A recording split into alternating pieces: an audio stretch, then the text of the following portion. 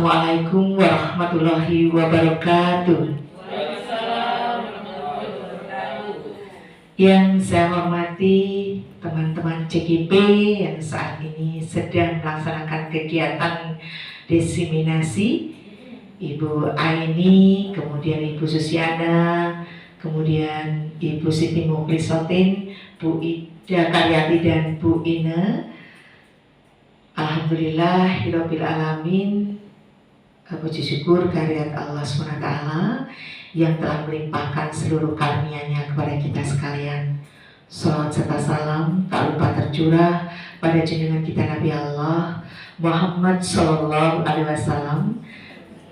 Teriring harapan semoga kita mendapatkan syafaatnya di yaumil akhir. Bapak Ibu yang saya hormati, terutama teman-teman CGP dan teman-teman yang saat ini berada di ruangan koordinasi ini untuk berbagi bersama-sama, ya, berbagi dalam diseminasi praktek baik, praktek baik, budaya positif dengan nantinya kita akan mempraktikkan segitiga restitusi. Boleh seperti itu?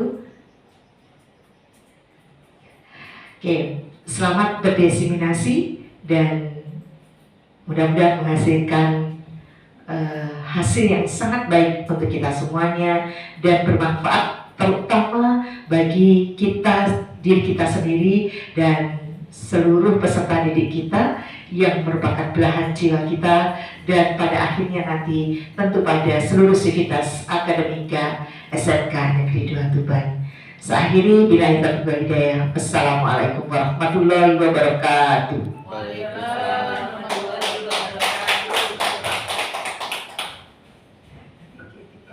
Terima kasih kami haturkan kepada Ibu Nini yang sudah berkenan membuka dan beri sambutan yang luar biasa. Selanjutnya akan masuk ke sesi diseminasi tiap narasumber CGP. Untuk itu kita pause dulu kegiatan kita karena Bu Nini ada acara di Pemkab Tuban. Terima kasih Bu Nini sudah berkenan hadir. Terima kasih. Semoga lancar kegiatannya. Amin. Ya.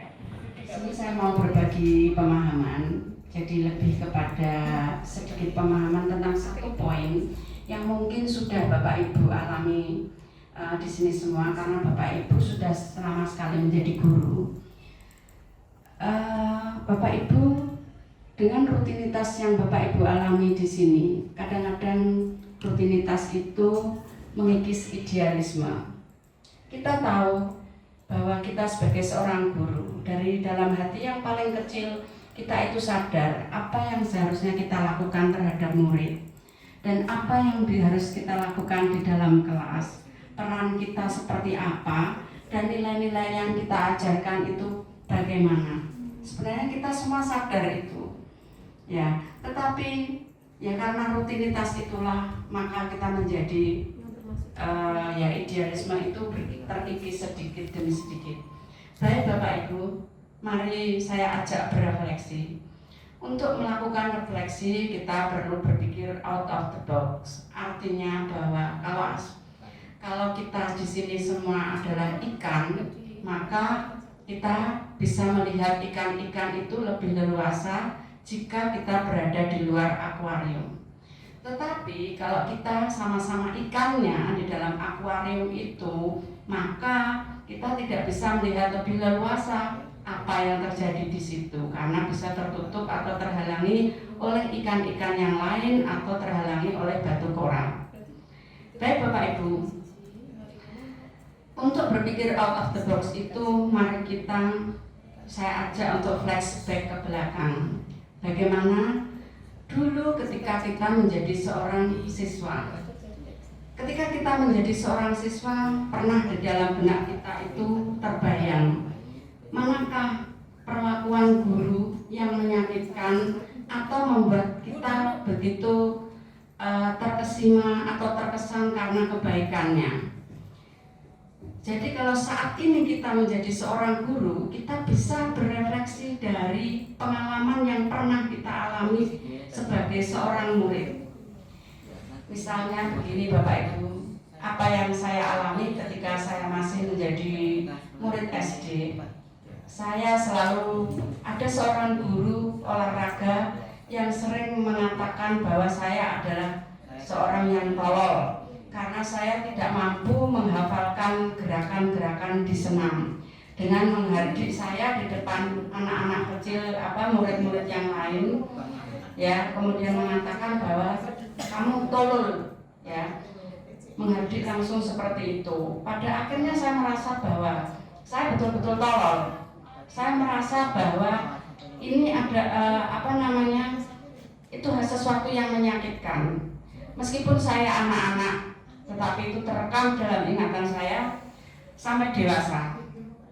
Jadi Bapak Ibu, di sini saya ada satu hal ketika saya menjadi seorang guru penggerak ini yang mengingatkan atau recall kembali terhadap pengalaman itu terkait dengan 5 peran guru, 5 posisi kontrol dari guru. Ada beberapa 5 posisi kontrol dari guru yang pernah kita kenal ketika kita menjadi murid zaman dulu. Tetapi Bapak Ibu, ada satu yang paling baik dan itulah yang kita harapkan supaya kita bisa menjadi guru seperti itu. Saya bukan guru yang baik Bapak Ibu, saya adalah manusia biasa. Ada kalanya saya sering melakukan kesalahan. Tetapi bagaimana saya harus lepas dari kesalahan itu, dari rasa bersalah itu dan menjadi belajar dari kesalahan itu. Baik, seperti yang ada di slide ini Bapak Ibu, ada 5 posisi kontrol yang saya pelajari selama saya menjadi guru penggerak, dan saya berharap bahwa Bapak Ibu juga tapi mau untuk memahami hal ini supaya bisa mengimplementasikannya di kelas. Yang pertama, ya, ini saya flashback ke masa lalu ya. Ketika ada guru saya yang pertama, dia adalah posisi kontrolnya sebagai seorang penghukum. Ada yang kedua adalah si pembuat merasa bersalah. Ada juga yang posisi kontrolnya sebagai teman. Kemudian ada yang pemantau, ada yang manajer. Nah, seperti yang saya ceritakan tadi, pengalaman saya ketika SD tersebut, guru saya yang menghardik saya di tengah lapangan itu, saya pikir setelah mempelajari modul ini saya tahu bahwa guru tersebut posisinya adalah sebagai penghukum karena saya dihardik sedemikian rupa, kemudian saya dihukum di lapangan dengan berlari keliling lapangan 10 kali gara-gara saya tidak hafal gerakan tersebut. Ternyata itu sangat menyakitkan Bapak Ibu, dan saya sebagai pribadi, mungkin saya sampai saat ini pun tetap pernah menghukum murid, tetapi jangan sampai saya mempermalukan murid di depan umum. Contohnya seperti ini, perilaku penghukum tersebut. Yang pertama, apa perbuatan guru tersebut? Menghardik, menunjuk, menyakiti, menyindir. Mungkin itu tidak sengaja pernah kita lakukan. Contohnya dalam hal menghardik, hei kamu, ya, yuk, walaupun kono. Nah, seperti itu. Kadang aku lombok atau apa, padahal dia murid. Maksud kita melucu, tetapi dia merasa bahwa itu mempermalukan dirinya. Kemudian menyindir, disindir itu sangat tidak enak Bapak Ibu. Lebih baik kita mengatakan secara langsung, kita panggil anak tersebut ya, daripada disindir di depan kelas. Karena apa? Orang disindir, orang dihardik di depan umum itu harga dirinya merasa jatuh. Jadi jangan sampai kita membuat harga diri murid itu jatuh. Kemudian penghukum ini, kadang-kadang penghukum itu ditandai dengan perkataan bahwa apa yang sering dikatakan guru sebagai seorang penghukum, kalau kamu tidak melakukannya, akan saya titik-titik. Ya, bukan berarti kita tidak boleh menghukum. Menghukum itu boleh sebenarnya dalam artian tanda petik, bahwa hukuman itu dirasakan sebagai suatu penguatan dalam arti penguatan karakter. Anak memilih sendiri hukumannya. kamu merasa bersalah. Misalnya kalau dia merasa bersalah, Bu saya mau apa? Saya mau begini Bu, untuk memperbaiki kesalahan saya. Jadi di situ ada suatu penguatan karakter, yaitu perasaan tanggung jawab. Kemudian apa hasilnya jika guru tersebut sebagai tipe penghukum seperti ini? Dendam, Bapak Ibu. Ya, itulah yang saya rasakan. Itu terjadi selama bertahun-tahun karena rasa harga diri yang dijatuhkan. Kemudian ada murid yang dendam, tetapi ada murid yang merasa sangat tidak peduli. Karena kenapa dia tidak peduli? Untuk apa saya peduli? Dablek, ya. Karena kalau saya pikir saya sakit hati. Kemudian dampaknya, ya kalau orang terlalu sering dikerasi, di rumah dikerasi, di sekolah dikerasi, dia menjadi pendendam, dia pun akan bertindak kekerasan terhadap orang lain secara tidak langsung, dan itu terekam di dalam alam bawah pikirnya. Itu untuk tipe penghukum, Bapak Ibu. Jadi kalau bisa kita jangan pernah menjadi tipe penghukum. Tapi mungkin ya Bapak Ibu akan, ya gimana Bu, dia itu kesalahannya sudah sangat menjengkelkan, ini sebuah kasus yang besar. Ya memang Bapak Ibu itu membutuhkan suatu proses. Ketika saya masih muda menjadi guru baru pun demikian, tetapi lambat laun saya mulai bisa untuk mengendalikan. Yang penting bagaimana kita mengendalikan diri kita, tidak emosi, kemudian memanage diri kita, self manage kita menyebutnya ya. Kemudian yang kedua adalah tipe pembuat rasa bersalah. Biasanya kita tahu tipe bapak ibu kita di rumah. Ada seorang ibu yang biasanya saya teringat ada seorang teman yang bercerita, aku Bu gak pernah menghukum, tapi dia caranya bocah kuwi, gimana caranya anak itu supaya dia merasa bersalah, jadi saya menangis di depannya. Gimana sih kamu itu, ya selama ini ibu itu sudah berbuat banyak, tetapi kamu kok tetap seperti ini. Nah, kamu sungguh membuat saya kecewa. Ini sebenarnya kelihatannya halus Bapak Ibu, tetapi kurang baik. Dalam artian apa? Bahwa anak itu akan semakin merasa bahwa dirinya itu bersalah. Jangan tugas kita itu bagaimana kita mengentaskan dia dari rasa bersalah. Rasa bersalah yang terus-menerus itu tidak baik Bapak Ibu. Karena itu nanti akan mempengaruhi kepercayaan diri seseorang. Nah, baik Bapak Ibu, untuk itu kemudian ini ditandai dengan apa? Biasanya banyak guru seperti ini banyak. Ketika saya masih sekolah, saya ingat banyak guru yang sering ceramah panjang sekali ketika kita habis dalam satu kelas itu sering pernah melakukan suatu kesalahan. Contohnya ada teman saya waktu itu ketika SMA, dia memanjat tembok untuk bolos pulang sekolah, ya itu tidak satu tetapi massal, ya. Kemudian ibu gurunya memanggil siswa-siswa yang membolos tersebut, dimasukkan di dalam kelas, ceramahnya panjang dan ceramahnya ibu itu sampai menangis. Saya kecewa kalian itu seperti ini. Nah, nampaknya halus bukan Bapak Ibu? Ya tidak kasar sama sekali, tetapi itu terkadang dan sering membuat murid lebih tenggelam dalam kesalahannya. Jadi nanti hasilnya murid itu bisa berbohong, kemudian penyangkalan, itu hasilnya. Jadi bukan kesadaran untuk memperbaiki kesalahan, bukan. Untuk tidak mengecewakan secara instan, ya saya tidak ingin mengecewakan Bu ini, maka dia berbohong. Itu juga terjadi pada orang tua kita. Kita pun sebagai orang tua ya jangan sampai terlalu, ibaratnya dalam bahasa Inggrisnya itu begging, ya, mengemis, ya kamu jangan begitu nak, ibu sedih, itu ternyata nggak baik, ya. Karena apa? Murid itu nanti atau anak merasa rendah diri, kemudian dia merasa tidak berharga, telah mengecewakan guru, telah mengecewakan orang tua. Kemudian posisi yang ketiga sebagai teman guru yang saya amati, guru-guru saya dulu ketika saya masih kuliah, ketika masih SMP, SMA, biasanya guru bapak-bapak yang masih muda itu terhadap murid itu selalu menganggap bahwa murid itu teman, ya, baik murid pria ataupun murid wanita.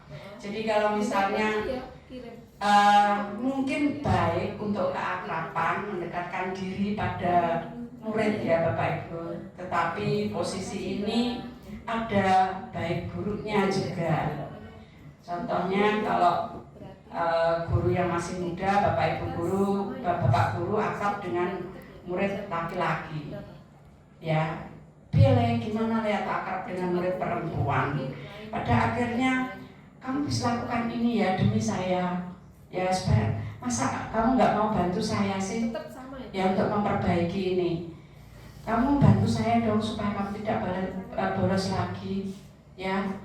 Jangan sampai menambah masalah saya sebagai wali kelasmu. Ini posisinya sebagai teman. Kadang-kadang sambil cengengesan, ya sudahlah, nanti saja, ya. Nah, ya sudah, ya nanti kan pasti beres masalahmu, nggak usah kamu pikirkan.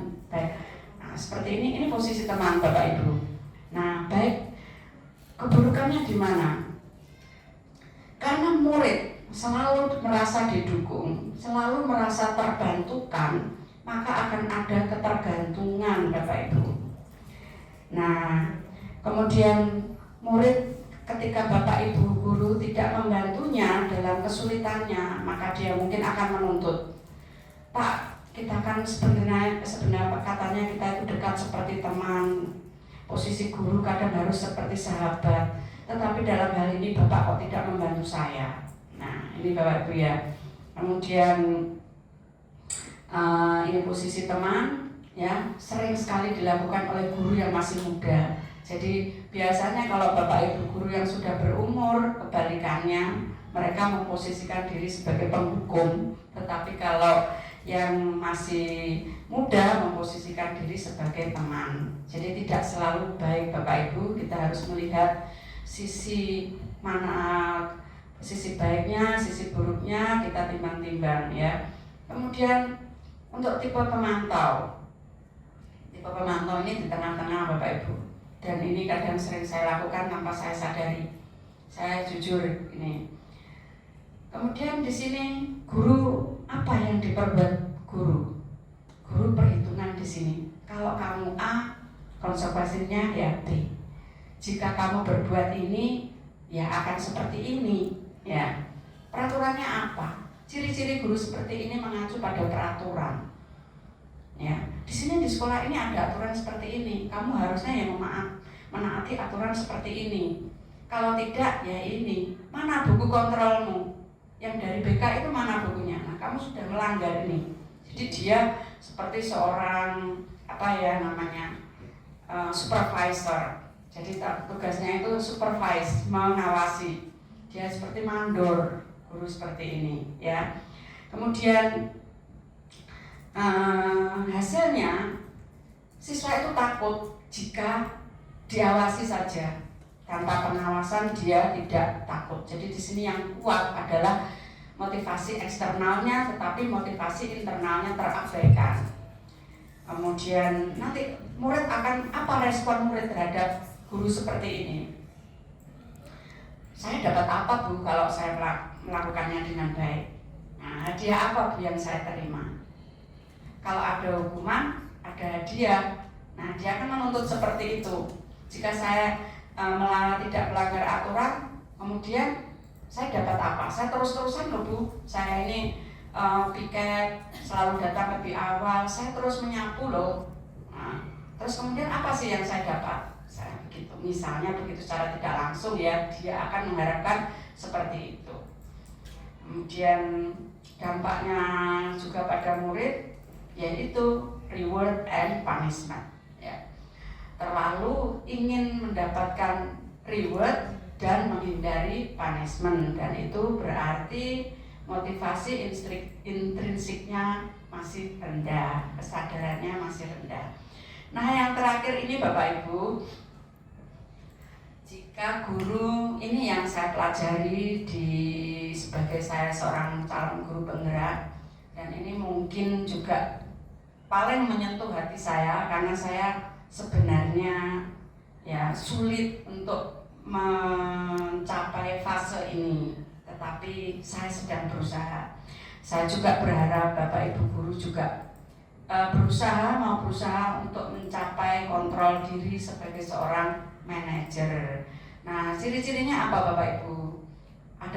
Jika ada suatu kasus, maka ya penanganannya ketika anak itu sudah ada di hadapan kita dan kita sudah mau menghandle dia, bukan untuk dihakimi Bapak Ibu, tetapi ajukan pertanyaan untuk menstabilkan identitasnya. Pertanyaan-pertanyaan itu bukan pertanyaan menghakimi, tetapi bisa seperti ini. Misalnya terkait keyakinan dia terhadap sesuatu. Ini terjemahan Bapak Ibu, di sini ada keyakinan kelas. Keyakinanmu apa? Sepertinya pertanyaan seperti ini sebenarnya jarang sekali ada di dalam kelas-kelas di Indonesia. Pertanyaan ini ada di luar negeri, tetapi bisa kita kemas dalam bentuk pertanyaan yang lain. Contohnya begini, anak itu bolos terus.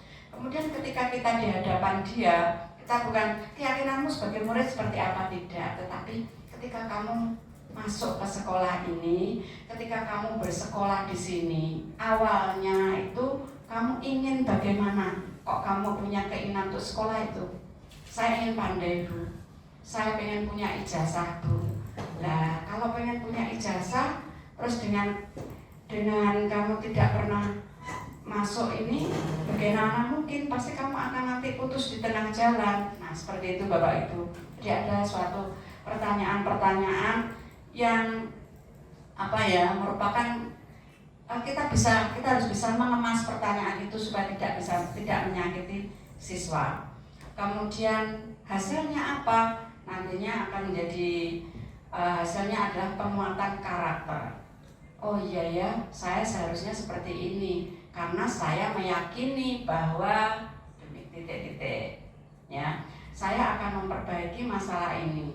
Misalnya ada suatu kasus Bapak Ibu, misalnya kasus itu ini yang saya pelajari,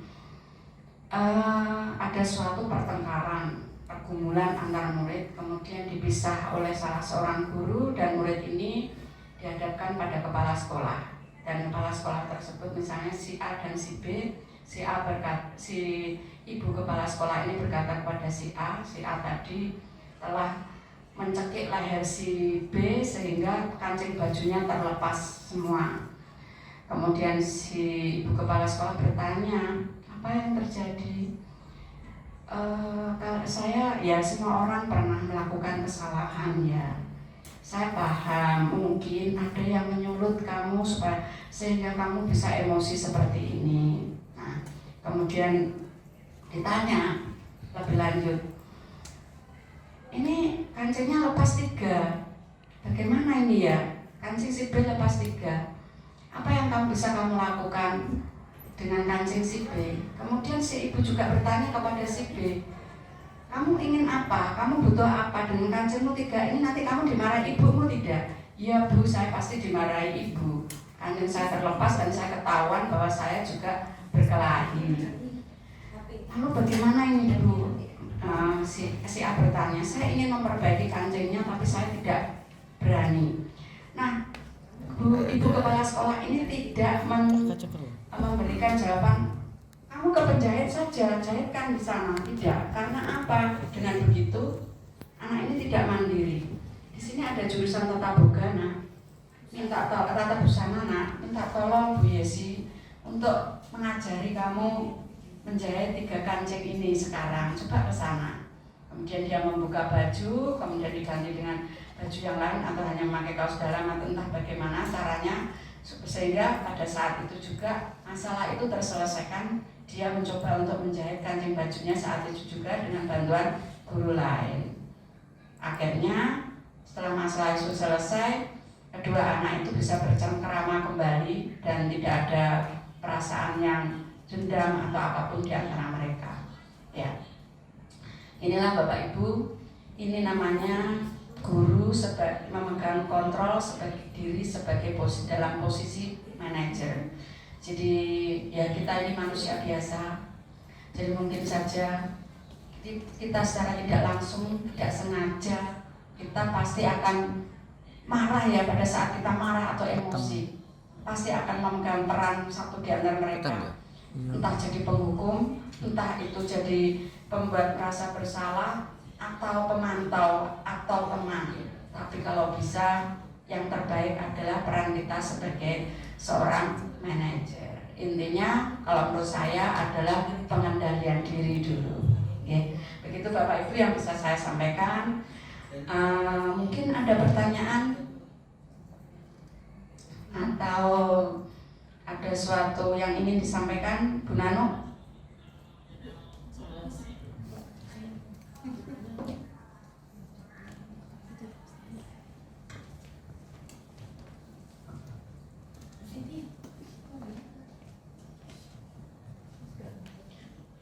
Assalamualaikum warahmatullahi wabarakatuh.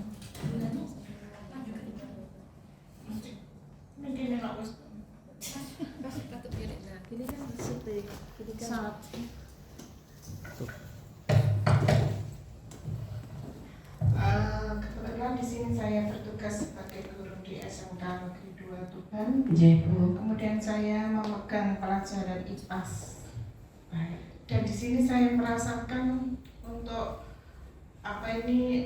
kurikulum kita menuntut untuk kita sering tanpa kita sadari kita itu sering memberi tugas-tugas pada anak kita. Dan itu dirasakan oleh anak kita, kok setiap guru memberi tugas. Nah, di sini yang ingin saya tanyakan, bagaimana menanamkan pada diri anak supaya anak itu mengerjakan tugas itu tidak merasa bahwa itu tugas, tetapi memang kewajiban dia sebagai murid. Itu aja yang ingin saya tanyakan. Baik. Dan ini ada kaitannya dengan 5 posisi kontrol ini, mana yang peran yang harus kita ambil begitu ya Ibu ya. Baik. Ini pertanyaan sulit Bapak Ibu, tapi ini nyata ya, nyata dan memang itu terjadi di antara kita semua. Baik Bu Nano, saya akan mencoba untuk menjawab. Untuk posisi kita sebagai seorang manajer di sini, memang kita harus meyakinkan yang pertama adalah bahwa kalau kita juga harus menerima masukan dari murid. Apakah tugas itu memberatkan atau tidak? Jika dirasa tugas itu memberatkan, kita mungkin bisa mengurangi tugas itu. Itu kalau dari diri kita sendiri ya Bu ya. Tetapi kalau dari diri murid itu sendiri, mungkin murid itu juga kita ajak berbicara, ngobrol ketika awal pelajaran atau akhir pelajaran, bahwa kita memberi pengertian. Dengan membuat tugas ini, jangan menyontek anak-anak. Jangan sembarangan dalam membuatnya. Salah itu tidak apa-apa. Jadi Bu, sebagai seorang guru kita juga harus kompromis terhadap kesalahan siswa. Kadang siswa itu terbebani jika tugasnya itu salah, ya.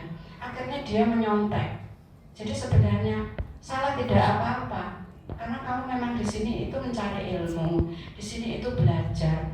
Tugasmu salah tidak apa-apa, asalkan kamu membuat sendiri tugasmu itu. Jadi di sini kita menanamkan kejujuran. Kemudian dia sadar bahwa ya penguatan yang dia peroleh adalah kalau saya mengerjakan sendiri, kalau saya mengerjakan tugas, berarti saat ada yang saya pelajari. Ini tujuan guru untuk memberi tugas, itu Bu yang harus disadarkan ke murid. Jadi tujuannya bukan membebani, tetapi membuat dia, memacu dia supaya belajar. Oh ini ya, oh ternyata sesuatu yang berbahaya itu Bu, jika seseorang itu tidak tahu bahwa dirinya tidak tahu. Nah itu yang perlu disampaikan. Jadi kalau kita itu, jadi gini anak-anak, kamu dengan mengerjakan tugas itu, kamu tahu kamu bisa atau tidak. Ya, kalau kamu sadar, kalau kamu tahu bahwa kamu tidak tahu, itu bagus. Ya, karena apa? Kamu akan memperbaiki diri. Oh, saya tidak paham tentang yang ini. Tetapi kalau kamu tidak mengerjakan PR, jadi kamu tidak tahu bahwa kamu tidak tahu. Orang yang tidak tahu, kalau dia tidak tahu, itu adalah orang yang buta sama sekali. Jadi untuk apa dia sekolah? Apalagi dia tidak tahu tugasnya apa, dia tinggal menyontek saja. Jadi di sini benar, kalau saya menekankan bahwa jika dia mengerjakan PR atau tugas, tidak apa-apa itu salah. Sedikit, Bu, ini ada esai, saya mengerjakan sedikit, ya sebisamu. Jangan komplit tapi nyontek. Tidak komplit karena saya tidak bisa, tidak apa-apa. Jadi itu ada kompromis atau kompromi untuk diri kita sendiri atau untuk murid itu sendiri terhadap tugas itu. Jadi jangan menuntut tugas itu perfect, itu membuat kapok siswa. Jadi itu mungkin yang bisa saya sampaikan. Mungkin Bu Aini, Bu Siti atau Bu Susi bisa menambahkan. Ini kompleks. Pertanyaan ini menurut saya sudah dijawab. Jadi saya mohon masukannya juga. Terima kasih. Atau Bapak Ibu guru yang lain. Bu Ida, monggo. Dia ini biasanya luar biasa. Tidak, saya karena biasa di luar. Terima kasih Bu Nanu, pertanyaan yang luar biasa. Karena kami sama-sama tim guru penggerak yang diharapkan untuk bisa berkolaborasi antara satu CGP dengan CGP yang lain. Kami berusaha untuk melengkapi jawaban Bu Rosi. Beliau sudah hebat memaparkan semuanya, tetapi intinya yang saya tangkap dari pertanyaan yang terhormat Ibu Nanu adalah bagaimana caranya agar bahwa siswa karena tugasnya yang banyak itu bisa mengerjakan tugas tersebut tanpa terbebani. Begitu ya intinya. Kalau dari tugasnya. Ya, artinya dari tugasnya tanpa terbebani. Kalau saya begini Bu, membiasakan bahwa sudah selayaknya kamu punya tanggung jawab belajar mengerjakan tugas untuk sebagai tanggung jawabmu, nanti akhirnya kamu dapatkan poin sebagai apa yang kamu kerjakan. Nah, kamu tugasmu apa? Diberikan pertanyaan kembali. Sekolah Bu, sekolah terus tugasnya apa? Belajar. Di dalam proses belajar itu Bu, siswa kemudian diberi, kemudian kita pun juga menerima. Artinya dia juga menerima dari kita, tapi juga dia juga memberi kepada kita. Apa yang bisa kami beri? Tugas-tugas saya Bu, rasa memiliki saya Bu dengan sekolah ini. Misalnya tugasnya, oh besok kamu Adiwiyata tugasmu ya membersihkan poin taman bla bla bla. Bu, saya belum mengerjakan ini. Nanti setelah tugas Adiwiyata ini selesai, kamu kerjakan ini, kamu kerjakan dengan enjoy aja. Kalau kamu senang, nggak lama kok nak, nggak terasa ini beban. Yang penting dalam mindset kamu, ini bukan suatu yang memberatkan. Oh, ini suatu yang biasa. Tetapi kalau aku memberikan tugas ini kepada guru, aku menjadi siswa yang luar biasa. Jadi hanya penanaman mindset bahwa kamu harus bisa. Kalau orang kita sebagai coach, sebagai pendamping dan sebagainya, kamu bisa kok. Ibaratnya begini, kamu jangan selalu melihat ke bawah. Oh, dia kan nggak kerjakan, kamu nanti nggak ada semangat, tapi bangkit kan. Dia bisa loh nak, padahal dia rumahnya jauh, nggak punya fasilitas wifi, tapi dia bisa. Kamu pasti lebih bisa. Bangkitkan loh, bangkitkan. Di situ dia akan tertanam. Oh iya, aku pasti bisa. Guruku memberikan teladan yang baik. Benar orangnya yang luar biasa. Pasti aku bisa. Dan kata lain setelah dia nanti selesai, Bu, terima kasih Bu, ternyata tugas Bu Hera, Bu Rana, semua sudah saya kerjakan tanpa saya terasa terbebani. Demikian Bu yang bisa mungkin saya tambahkan sehingga siswa betul-betul mengerjakan tanpa rasa suatu kewajiban, tetapi suatu kebutuhan yang harus dia penuhi untuk target dia sebagai siswa. Mohon maaf kalau ada kurang lebihnya, saya kembalikan kepada narasumber. Baik, saya serahkan kepada moderator. Terima kasih Bapak Ibu ya atas partisipasinya. Saya serahkan kepada moderator, mungkin akan disambung dengan yang lain.